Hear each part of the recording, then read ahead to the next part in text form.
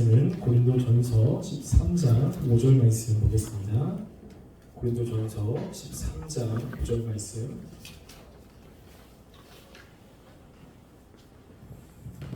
함께 큰 목소리로 공독하겠습니다. 우매하지 아니하며 자기의 유익을 구하지 아니하며 손내지 아니하며 악한 것을 생각하지 아니하며. 아멘. 우리가 사랑에 대해서 계속 살펴보고 있습니다. 오늘까지 사랑에 대해서 하고 우리가 다음 주에는 수련의 설교를 조금 할 것 같습니다. 이번에 수련의 주제가 죄의 속임이라고 하는 주제를 가지고서 말씀을 나눌 텐데요. 마귀가 가장 잘하는 것이 속이는 겁니다. 그래서 아담과 하와를 속여서 하나님의 말씀대로 살지 못하게 했잖아요.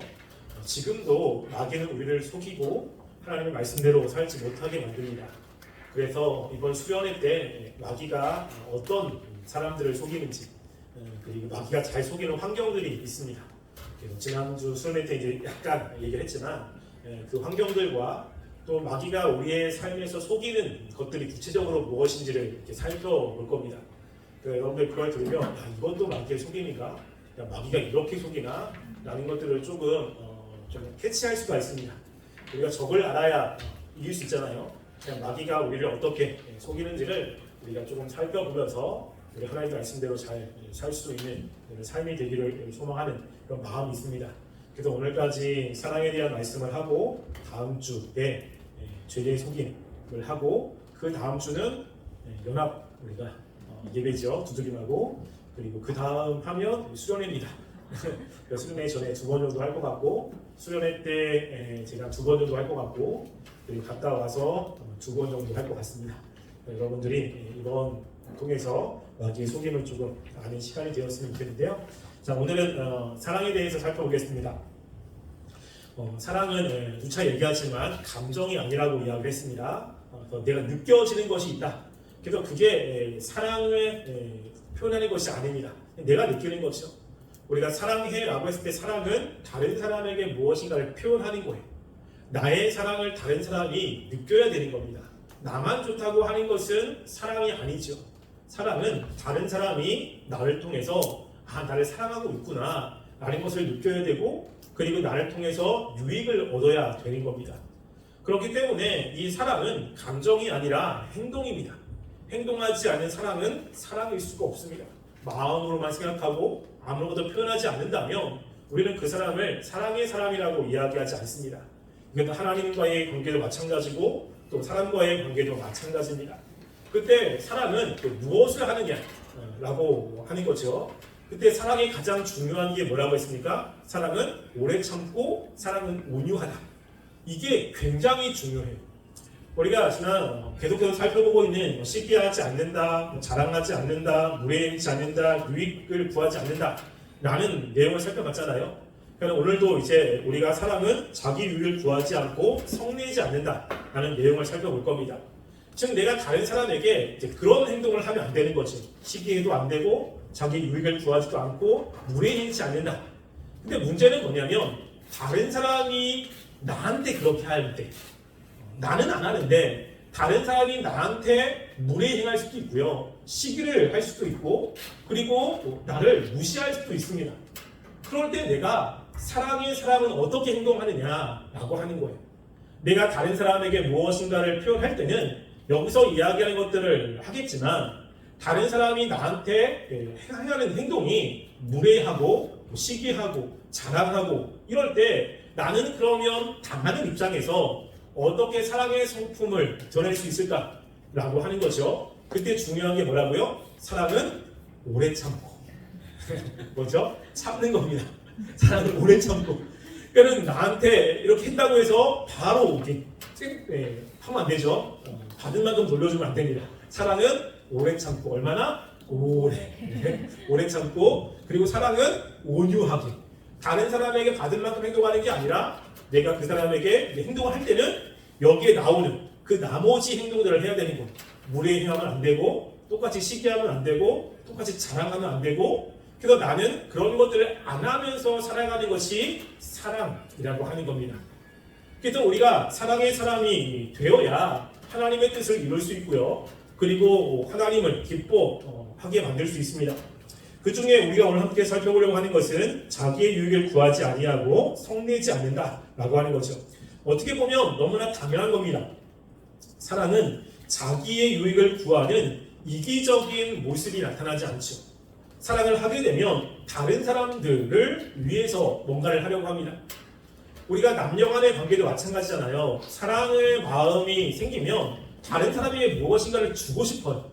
다른 사람들 받는 것보다는 내가 맛있는 걸 먹으면 그 사람의 생각이 나고 그 사람을 주고 싶은 거예요. 싫다고 그래도 이거 너무 맛있으니까 좀 먹어보라고 이렇게 뭔가를 주려고 하는 거잖아요. 그러니까 사랑의 마음은 자기의 유익을 위해서 자기가 원하는 것을 빼앗는 것이 아니라 다른 사람에게 무엇인가 유익을 주려고 하는 이러한 마음이 생기는 거죠. 그리고 그렇게 행동을 하는 겁니다.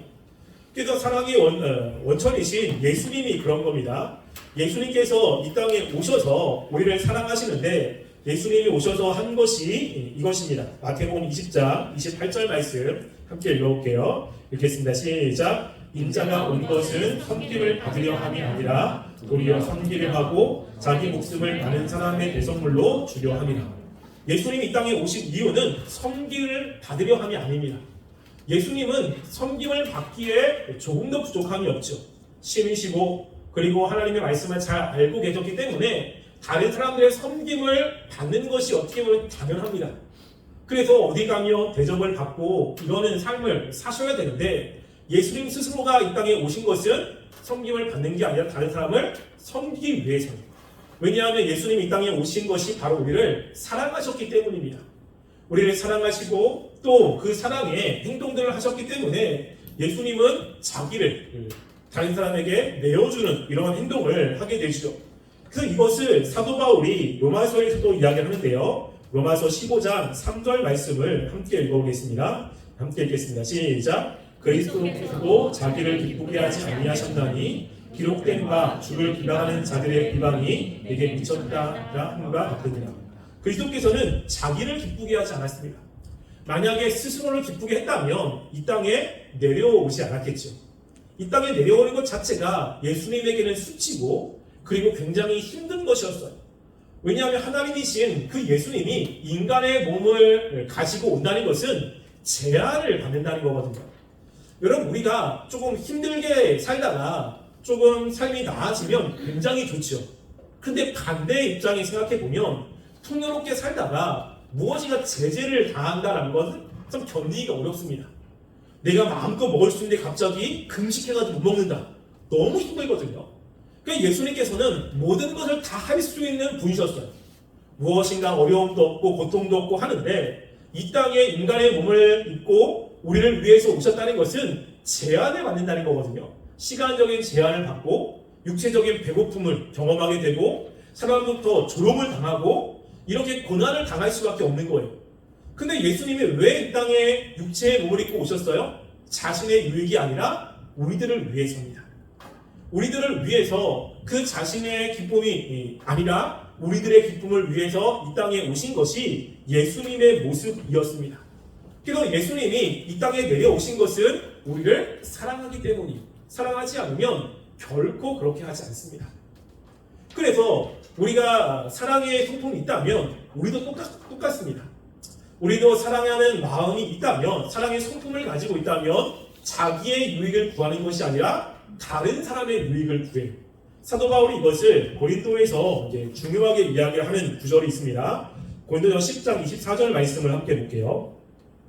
고린도서 10장 24절 말씀 함께 읽겠습니다. 시작. 누구든지 자기의 유익을 구하지 말고 남의 유익을 구하라. 여기 보면 누구든지라고 했을 때 누구든지는 예수 믿는 사람들이에요. 그러니까 하나님의 백성들은 자기의 유익을 구하지 않고 남의 유익을 구하라 라고 이야기를 하죠. 그러면서 25절부터 쭉 이야기를 합니다. 어떤 사건을. 그리고 그 사건을 마무리 지으면서 동일하게 이야기를 해요. 고린도서 10장 33절입니다. 10장 33절 함께 읽어볼게요. 시작. 나와 같이 모든 일에 모든 사람을 기쁘게 하여 자신의 유익을 구하지 아니하고 많은 사람의 유익을 구하여 그들로 구원을 받게 하라. 사도 바울이 자기 이야기하면서 마무리 짓는 거예요. 나와 같이 모든 일에 모든 사람을 기쁘게 하여 자기의 유익을 구하지 마라.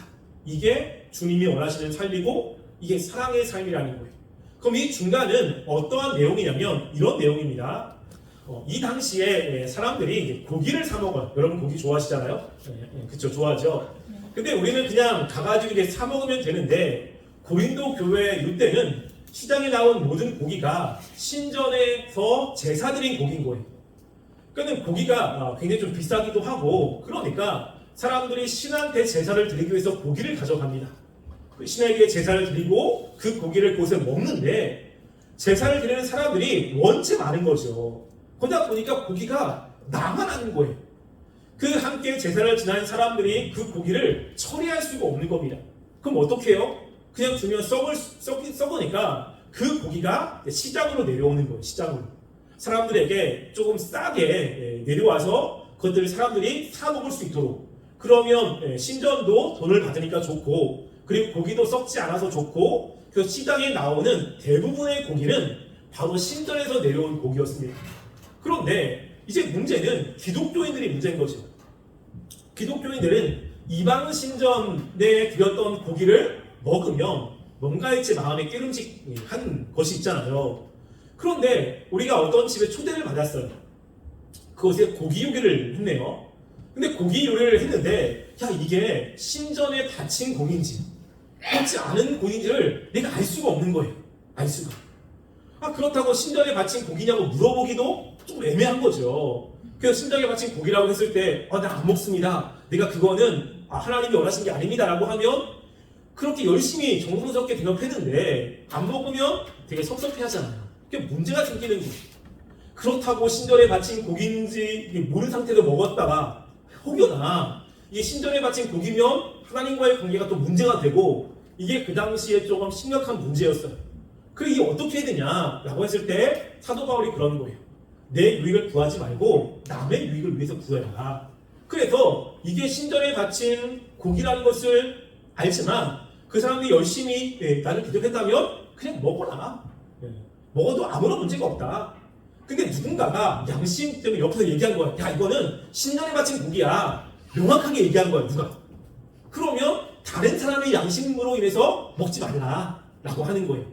분명히 신전에 바친 고기라고 했는데 난 괜찮아 먹으면 그렇게 얘기한 사람은 분명히 신전에 바친 고기를 먹으면 안 된다고 생각한 거잖아요. 근데 먹어버리면 야 어떻게 신앙이 있는 사람이 저걸 먹어? 이 양심의 가책과 여러 가지 법문이 생겨서 이 신앙에 문제가 생기니까 그럼 먹지 말라고 하는 거예요. 고기를 먹는 것도 문제가 아니고 먹지 않는 것도 문제가 아니거든요. 괜찮아요.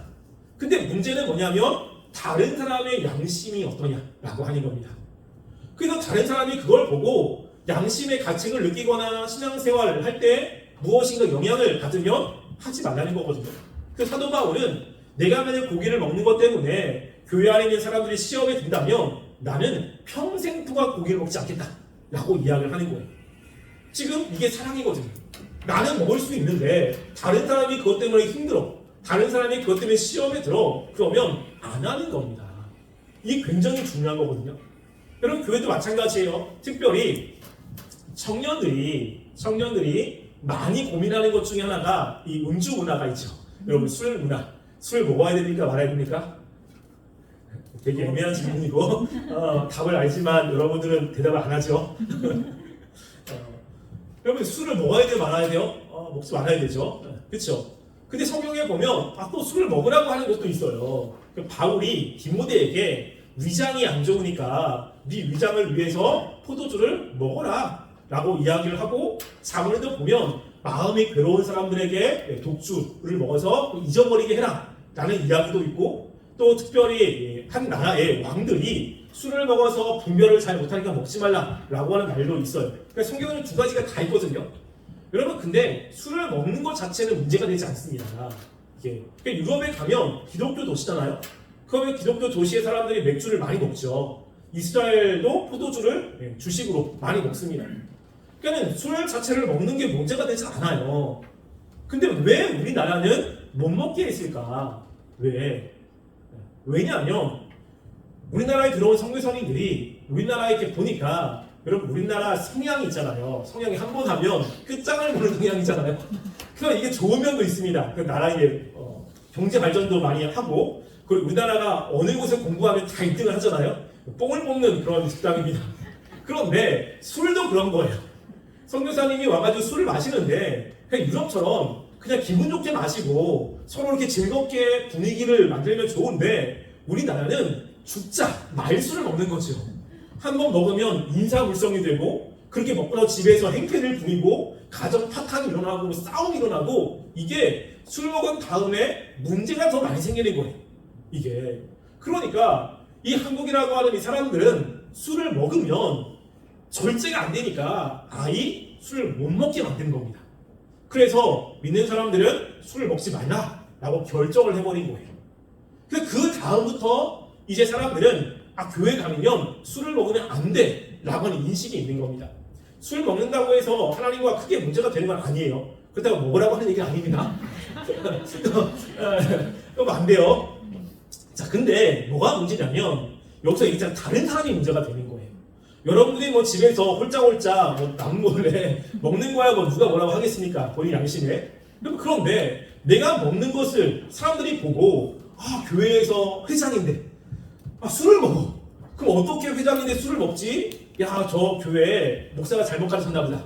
저 교회 이상한 교회다라고 하면서 교회를 떠나면 문제가 되는 거예요. 이러면 먹으면 안 됩니다. 이러면. 그러니까 내 양심이 아니라 나는 괜찮아 먹어도. 근데 내가 먹는 것 때문에 다른 사람이 마음의 상처를 받거나 시험이 들려면 하지 말라는 거예요. 이게 사랑입니다. 그 사도 바울은 뭐라고 하냐면 모든 것이 가능한, 모든 걸 다 할 수 있어요. 왜냐면 하나님이 우리에게 자유함을 줬거든요. 이제는. 그래서 구약처럼 먹는 거에 지장을 받지 않습니다. 그래서 여러분 돼지고기 먹죠? 네, 저도 좋아합니다. 여러분 선지국 먹어요? 안 먹어요? 구약은 못 먹게 하잖아요. 선지국 괜찮아요. 왜냐면 이제 먹는 거에 대한 부정은 없습니다. 모든 걸 가한데 모든 것이 다 덕을 세우는 게 아니다. 다 할 수 있지만 그 다른 사람이 내가 하는 것 때문에 시험에 들거나 마음이 상하며 덕을 세우는 것이 아니기 때문에 그런 것은 하지 말라고 이야기를 하는 거예요. 이게 지금 그게 사랑이라고 하는 겁니다. 그래서 사랑의 마음이 있으면 다른 사람들의 유익을 위해서 내가 할 수 있지만 절제를 하는 거예요.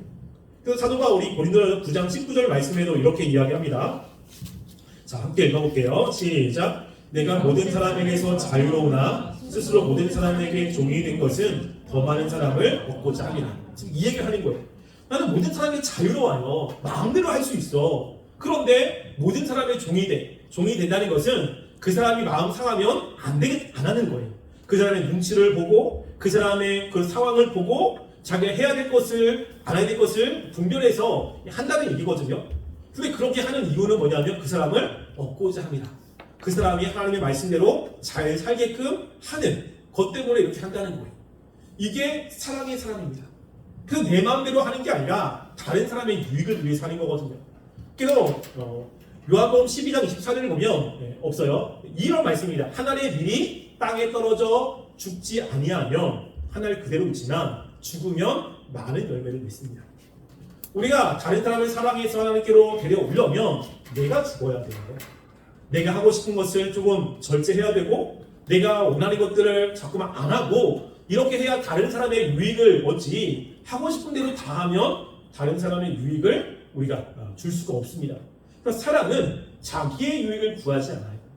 그러면 나는 되게 힘든데 어떻게 합니까? 나는 그럼 하지 말라는 겁니까? 그러면 나도 자유가 있는데 그럼 이렇게 힘든 삶을 내가 살아야 됩니까? 라고 할 수 있잖아요. 그런데 그 모든 보상은 하나님이 해주십니다. 하나님께서 그 자유에서 하는 것들에서 오는 그 유익보다 더 많은 유익들을 하나님께서 주시는 거예요. 그걸 보고 가는 거죠. 하나님의 사랑과 하나님의 주시는 것들. 그래서 사랑은 자기의 유익을 구하지 않습니다. 그래서 사랑이 없는 사람들은 그럼 누구의 유익을 구하죠? 자기를 구해요. 그래서 교회에서도 보면요, 교회는 사랑이 없어. 이것도 안 챙겨주고 저것도 안 챙겨주고 나만 조금 주고 왜 다른 사람 먼저 주고, 이런 사람들은 사랑이 없는 사람들이에요. 사랑이 있는 사람들은 교회가 사랑이 없다는 얘기를 하지 않습니다. 왜요? 내가 사랑을 해야 되는 거지. 사랑을 받는 게 아니라 내가 다른 사람의 유익을 위해서 무엇인가 움직이지, 다른 사람이 나에게 무엇을 해달라고 하지 않습니다. 그래서 교회에서 야, 사랑이 없다라고 하는 사람이 있다면 그 사람이 사랑이 없는 거예요. 진짜 사랑이 많은 사람은 다른 사람에게 무엇인가를 하려고 움직이기 시작합니다. 그래서 사랑은 자기 유익을 구하지 않습니다. 두 번째는 뭐냐면 사랑은 성내지 않죠. 맞죠? 너무 중요하잖아요. 자, 성내다라고 하는 뜻은요, 어떤 뜻이냐면 화를 돋구다. 다른 사람을 돋구는 거예요. 감정이나 행동이 격동하거나 갑자기 폭발한다. 이런 의미가 있습니다. 그래서 다른 사람과 다투어 스스로 이 화를 제어하지 못하는 것을 이야기를 하고 있어요. 그러니까 사랑하면 사랑의 마음은 자기의 화를 제어한다는 거죠. 제어해. 그런데 여기서 화를 내지 않는다고 해서 모든 화를 다 내지 않는다는 이야기는 아닙니다. 그럼 예수님이 화를 냈을까요? 안 냈을까요? 제가 물어보는 의도가 있었겠죠. 화를 냈을까요? 안 냈을까요? 낸 것 같아요? 안 낸 것 같아요? 낸 거, 예. 냈다고 하면 왠지 우리가 불공정하게 예수님이 화를 냈다고 할 것 같고 안 낸다고 하자니 목사님의 의도가 좀 그런 것 같지 않고 좀 애매하시죠? 예수님이 화를 내셨어요. 어디서 되냐면 우리 마가복음 11장 15절부터 17절 말씀을 한번 볼게요. 자, 함께 읽어보겠습니다. 시작. 그들이 예루살렘에 들어가니라. 예수께서 성전에 들어가서 성전 안에서 매매하는 자들을 내쫓으시며 돈 바꾸는 자들의 상과 비둘기 파는 자들의 의자를 불러 부시며 아무나 물건을 가지고 성전 안으로 지나다님을 허락하지 아니하시고 이에 가르쳐 이르시되 기록된 바 내 집은 만민이 기도하는 집이라 칭함을 받으리라고 하지 아니하느냐. 너희는 강도의 소굴로 만들었도다 하시네. 지금 보면 예루살렘 성전에서 예수님이 매매하는 자들의 상을 뒤엎었어요.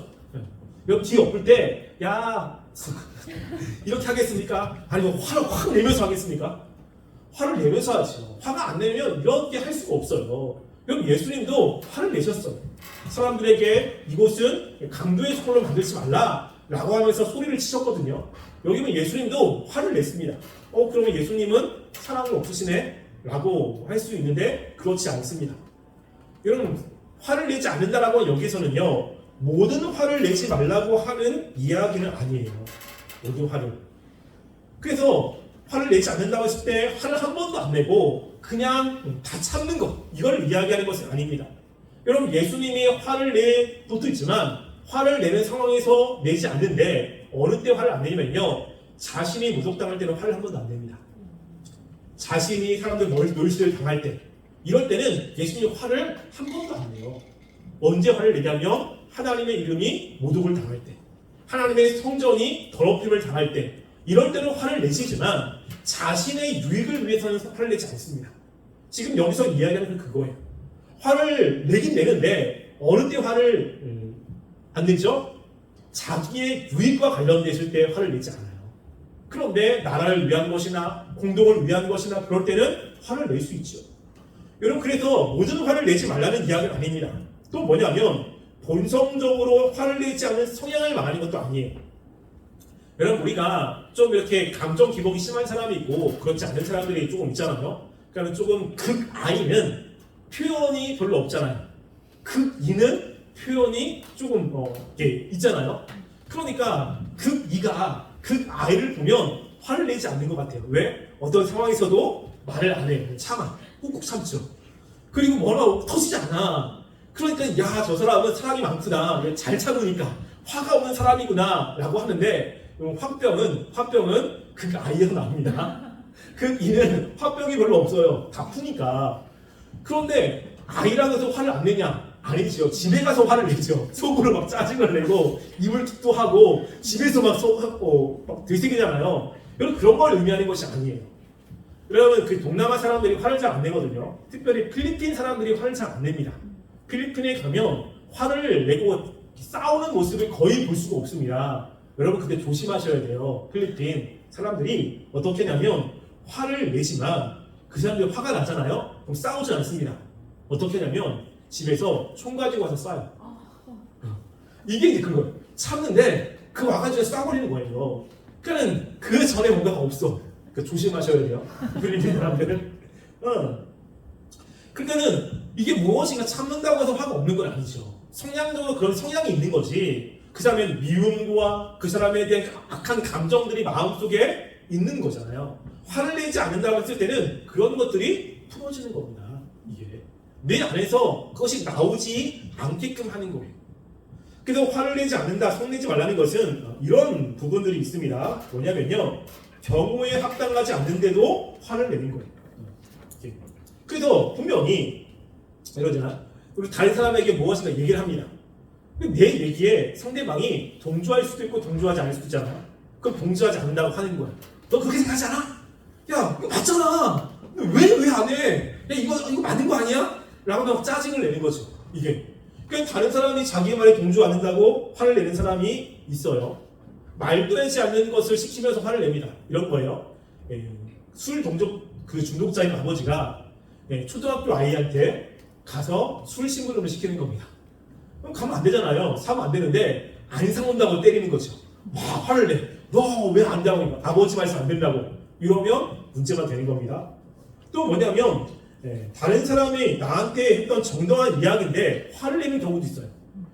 우리가 다 잘하는 건 아니잖아요. 때로는 못하는 것들이 있어요. 실수하는 것들이 있고, 그럼 다른 사람이 나한테 야, 이거는 좀 아닌 것 같아. 이거는 조금 이렇게 했으면 좋겠어 라고 하는데 기분이 나쁘잖아요. 화를 내는 겁니다. 이렇게 자기를 지적했다는 거죠. 그러면서 다른 쪽으로 막 화를 내는 거죠. 이게 여러분 이러면 안 되는 겁니다. 또 뭐냐면 앞뒤 가리지 않고 화를 내는 사람들 있죠. 무조건요 화부터 내는 사람들. 여러분 그래서 보면 화를 내는 사람들에게는 말하기가 어려워요. 사랑이 많은 사람에게는 말하는 게 그렇게 어렵지 않거든요. 그 사람이 좀 싫어할 말도 이야기를 하는 거지.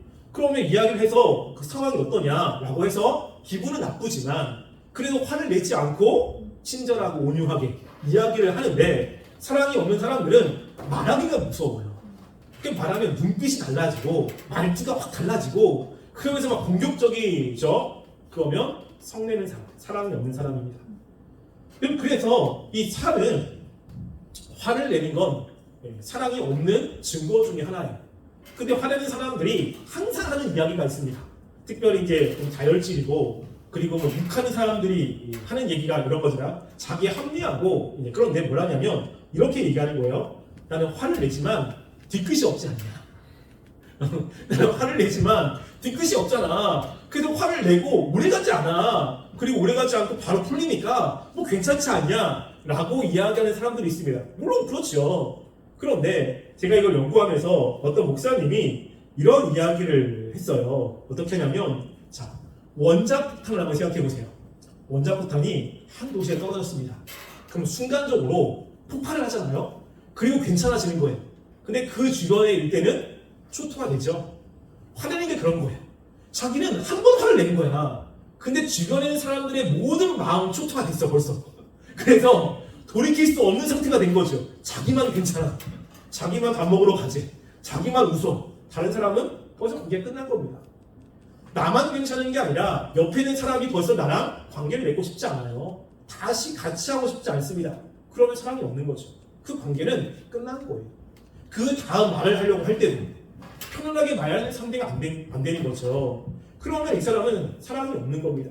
이거는 전혀 이게 변명거리가 되지 않아요. 그래서 화를 내면 안 되는 겁니다. 그래서 뭐 사랑한다 이야기하지만 화를 내. 그리고서 사랑한다고 하는 이야기는 전혀 통하지 않는 겁니다. 그래서 사랑의 사람은 이 화를 절제해야 돼요. 화를 절제 안 날 수는 없습니다. 엇날 수 없지만 이 화를 절제해야 돼요. 성경도 우리가 화가 난다는 것을 인정합니다. 성경도. 그래서 뭐라고 하냐면 너희가 화를 내지만 해가 지도록 불을 뿜지 말라 라고 이야기하죠. 불을 뿜는다는 것은 내 마음에 벌써 화가 있다는 거예요. 사람들로부터 뭐 당하는 것 때문에 또는 말도 안 되는 것 때문에 마음속에 막 화가 치밀어 오르고 이런 것이 있음을 인정을 하는 겁니다. 어쩔 수 없잖아요. 인간이니까. 근데 뭐라고 이야기하죠? 해가 지도록 불을 뿜으면 안 돼요. 그러니까 내 마음속에서 이 화를 제어를 해서 내 안에 화가 계속 있지 않도록 해야 되는 것이 중요하다고 이야기를 하잖아요. 그러니까 성경에서 그렇게 얘기를 하는 것을 보면 우리 하나님과의 관계에서 신앙생활을 하는 사람들은 그렇게 할 수 있는 힘이 있다는 거죠. 그렇게 할 수 있다는 거. 우리는 할 수 없지만 화가 날 때 어떻게 합니까? 하나님께 이야기하는 겁니다. 여러분 다윗도 보면 사울 때문에 정말로 스트레스를 많이 받고 그 마음에 화가 치밀어 오르는 것들을 좀 느낍니다. 다윗 주위에 신하들이 있지만 신하들이 다윗 앞에서는 막 굽신거리고 다윗 왕 채우라고 하는데 그들 마음속에서는 다윗을 죽이고 싶은 마음, 다윗을 끌어내리고 싶은 이런 것들이 있는 것이 보이는 거예요. 그러면서 앞에서는 압청을 하고 있습니다. 여러분 그것을 보는 다윗의 마음은 얼마나 힘들겠습니까? 근데 그런 것들을 보면서 다윗은 화가 났는데 화내리지 않습니다. 어떻게 하냐면 하나님께 아뢰는 거예요. 하나님께. 그래서 하나님께 그 모든 것을 아냅니다. 하나님 저들이 내 앞에는 굽신거리고 내 앞에는 나를 사랑한다고 하지만 그들의 마음은 악독밖에 없습니다. 그리고 틈만 나면 나를 무너뜨리려고 계속 기회를 엿봅니다. 하나님 저들이 하는 일을 다 멸망시키고 계획들이 온전히 일어나지 않게 해달라고 하나님께 아뢰는 거예요. 왜냐면 다른 사람에게 이야기하면 관계가 깨져버리고 사랑이 없는 거잖아요. 근데 이 화를 내가 어떻게 주체할 수가 없어. 그러면 누구한테 얘기합니까? 하나님께 이야기를 하는 거죠. 여러분 감정은 계속해서 가지고 있으면 안 돼요. 감정은 잘 풀어야 되는데 화가 났을 때 이런 거잖아요. 한번 소리 지르면 후련하죠. 짜증이 날 때 막 소리를 확 지르고 나면 마음에 후련함이 있습니다. 그리고 나면 마음이 괜찮아지죠. 근데 계속 마음에 가지고 있으면 이 마음에 화병이 나게 되는 거예요. 그러니까 화를 잘 내는 사람들은 이 마음이 좀 편하네. 왜? 다 풀어버리니까. 근데 꿍꿍 갖고 있는 사람들은 그렇지 않으니까 마음이 되게 힘들거든요. 근데 사람에게 풀면 문제가 되니까 누구한테 풀어요? 하나님께 푸는 거죠. 하나님께 가져서 이야기하는 거예요. 내가 들었던 모든 이야기들, 억울한 이야기들, 힘든 것들 다 하나님께 다 아뢰는 겁니다.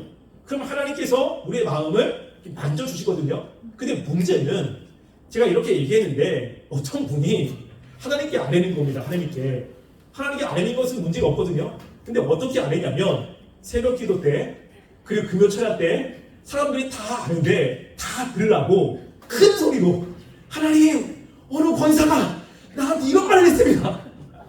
옆에 사람이 다 듣는 거예요. 다 듣는 거. 그래가지고 어떻게 권사가 그렇게 할 수 있습니까? 그럼 좀 지혜롭게 하는 게 필요하잖아요. 그렇죠? 하나님께 아뢰라고 하실 때는 다른 사람이 모르게 하는 거죠. 모르게. 근데 동네방네 다 알 수 있도록 막 커다란 소리로 그걸 자기가 하나님께 안 했다고 막 기도하는 거는 이거는 아닌 거예요. 사랑이 없는 겁니다. 이게. 그러니까 그럴 때는 혼자 하실 때 그래야죠. 사람이 있으면 좀 조용조용히 하고 그게 일러도 조금 조그맣게 속으로 하나님께 일러야지. 이러면 안 되는 겁니다. 이러면. 그러니까 우리가 이제 하나님이 우리가 사랑의 사람은 화를 내지 않는다고 했을 때 화가 없다는 얘기는 아니에요. 그 마음을 제어한다는 거죠. 그 제어는 다른 말로 온유한 겁니다. 그래서 우리가 이렇게 화가 날 때 사람에게 이야기하거나 그러면 부정적인 영향을 끼칠 수도 있고 또 그게 후폭풍이 있으니까 그걸 가지고 하나님께 나가시기 바랍니다. 하나님께 이야기를 하세요. 여러분들이 하나님께는 어떤 이야기를 해도 상관이 없습니다. 다른 사람처럼 문장을 완성시켜야 되거나 아니면 했던 말 또 하면 안 되고 이런 거 없고요. 하나님은 어차피 우리의 모든 상황들을 다 아십니다. 우리의 마음이 어떤지 알아요. 괜히 거기다가 고상하게 하나님 내 마음은 그 사람을 너무 미운데 하나님 저 사람을 제가 사랑합니다. 내가 저 사람이 정말로 좋습니다. 여러분 다른 사람은 그게 통할지 모르겠지만 하나님은 중심을 보시거든요. 그게 안 먹혀요. 그냥 우리의 마음을 있는 그대로 아내는 겁니다. 그런데 내가 하나님이 원하시니까 사랑한 마음을 주세요. 하나님 정말 내가 그 사람을 사랑했는데 안 됩니다. 나는 능력이 없습니다. 왜 나한테 그런 사람을 주셔가지고 나를 힘들게 하십니까? 라고 하면서 항변도 하시고 그리고 힘을 달라고 기도했으면 좋겠어요. 여러분 저는 그랬거든요. 누구라고 이야기는 않겠지만 가까이 있는 사람들은 너무 힘들었습니다. 그래서 하나님 왜 저한테 저 사람을 주셔가지고 왜 지금 나를 이렇게 힘들게 만드시고 이렇게 제가 항변도 한 적도 있어요. 괜찮습니다. 그 사람이면 완전 안 됩니다. 그런데 우리가 힘들 때 하나님께 아뢰는 거 괜찮거든요. 그래서 우리가 이 사랑의 사람으로 살아갈 때 자기의 유익을 구하지 않는다. 그리고 성내지 않는다. 이건 기억하셔야 돼요. 그러니까 사람한테는 성내지 않습니다. 그 다른 사람을 위해서 살아가는 사람이 바로 사랑의 사람입니다. 굉장히 쉽지 않습니다. 그러니까 이 시대에 사랑의 사람이 없는 거지. 근데 하나님이 우리에게 원하시는 것은 이런 사랑의 성품을 가지고 살아가는 것을 원하십니다. 여러분들이 잘 안 되고 힘들지만 우리 그것을 기도하고 하나님께 간구한다면 하나님이 우리의 성품을 조금씩 변화시킬 겁니다. 여러분 주변에 보면 이런 사람 별로 없잖아요. 사랑의 사람이 별로 없습니다. 근데 내가 사랑의 사람이라면 많은 사람들이 나에게 유익을 얻고 내가 그 사람들에게 좋은 영향력을 끼칠 수 있는 사람이 되는 거예요. 그래서 훨씬 더 유익이 많습니다. 그러니까 여러분들이 힘들지만 이것을 더 기도하시고 그리고 사랑의 사람이 되기 위해서 나름의 노력하셔서 이 사랑의 사람으로 하나님께 나아가고 사람들과 관계를 맺는 사람이 되기를 간절히 소원합니다. 기도하겠습니다. 우리가 이 시간 말씀을 생각하며 기도하겠습니다. 하나님, 우리가 사랑의 사람이 되기를 원합니다. 우리가 마음속에 화가 있지만 그것들을 잘 풀 수 있도록 도와주시고 우리의 마음을 잘 제어하게 도와주시옵소서. 또 우리가 나의 유익이 아니라 다른 사람의 유익을 위해서 살아갈 수 있도록 하나님 나를 붙잡아 달라고 함께 기도하겠습니다. 사랑의 하나님, 우리가 이 시간에 주 앞에 기도합니다. 하나님, 우리가 사랑의 사람이 되기를 원합니다. 하나님, 사랑은 자기의 유익을 구하지 않고 다른 사람의 유익을 구하며 또 화를 내지 않습니다. 하나님, 화가 나지만 그 마음을 잘 통제해서 다른 사람에게는 화를 분출하지 않습니다. 하나님, 우리가 이러한 삶이 될 수 있도록 우리에게 힘을 주시옵소서. 하나님께서 은혜 주시고 힘 주셔서 그때그때마다 우리의 마음을 잘 처리하고 하나님께 아래서 하나님의 주시는 그 마음으로 우리의 마음이 정말 온유한 마음으로 평안한 마음으로 사랑의 마음으로 살아갈 수 있도록 도와주시옵소서. 우리가 잘 안 되오니 하나님이 그때그때마다 인도해 주시고 역사하여 주시길 원합니다. 하나님 붙잡아 주시고 도와주시옵소서. 사랑의 하나님, 우리가 사랑의 사람이 되기를 원합니다. 하나님의 백성으로서 사랑이 풍성한 삶이 되기를 원합니다. 하나님, 우리들에게 은혜 주시옵소서. 다른 사람의 유익을 구하고 성내지 않는 삶이 되기를 원합니다. 하나님, 우리 자신만 생각하고 이기적인 삶이 되지 않게 하시옵소서. 주님께서 우리의 모습을 보여주시고 어떻게 해야 될지 깨닫게 하셔서 주의 이런 성품을 갖고 살아가게 해주시기 원합니다. 또 하나님, 주님께 헌금을 드릴 손길이 있습니다. 하나님, 그 손길을 기억하여 주시고 주님께 더 많은 것으로 풍성한 것으로 채워주시옵소서. 지금은 우리 주 예수 그리스도의 은혜와 하나님의 사랑과 성령님의 교통하심이 하나님 늘 사랑의 성품으로 하나님의 백성답게 살기를 원하는 복의 주신 우리 청년부 머리 위에와 가정 위에와 이 세계 위에 지금부터 영원토록 함께 있을지어다. 아멘.